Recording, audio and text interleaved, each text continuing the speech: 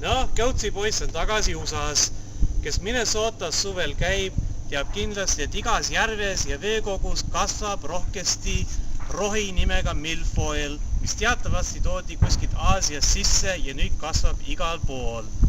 Aga kuigi see milfoil eriti ei haise, siiski on ta ebameeldiv selles mõttes, et ta jääb jalgade ümber kinni, kui käid ujumas, mootorpaadi propellerite külge jääb kinni ja samuti kui õnge viskad, siis jääb ta ka kinni. Aga ja kokkuvõttes on ta küllaltki ebameeldiv, aga siinsed kohalikud lapsed on õppinud midagi selle milfoiliga tegema, nimelt nad on õppinud seda sööma.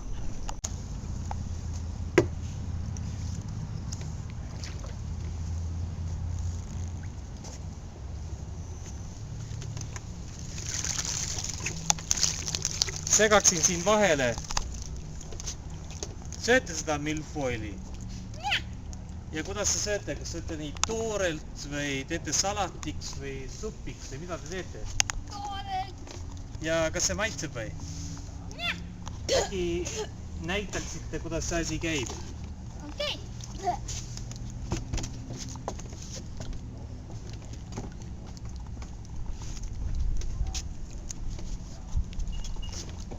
On hea? Jah. Äkki prooviksin ka? Kas ma võin ise proovida võtta? Nii, palun. Haara mikker.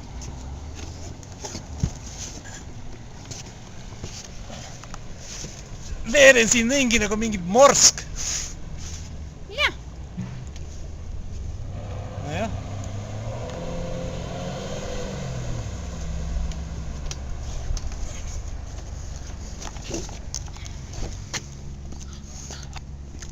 Lohi, mis lohi? Ei ole üldse liivane, ei ole paha maitsega. Ei ole. Aga ma olen kuulnud, et see teeb vahest kõhu lahti ka. Alati. Alati, noh, see on tore, aga see teid ei sega. Vahest. Vahest.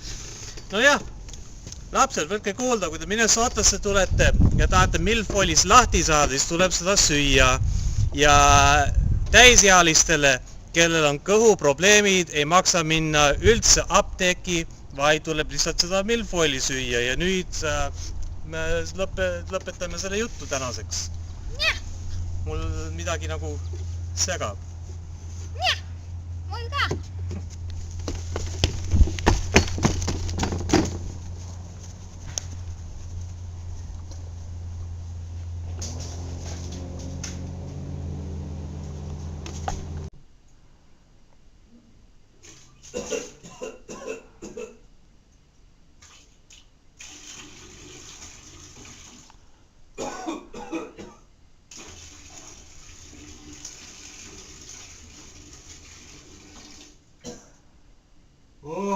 Nagu jagala juga.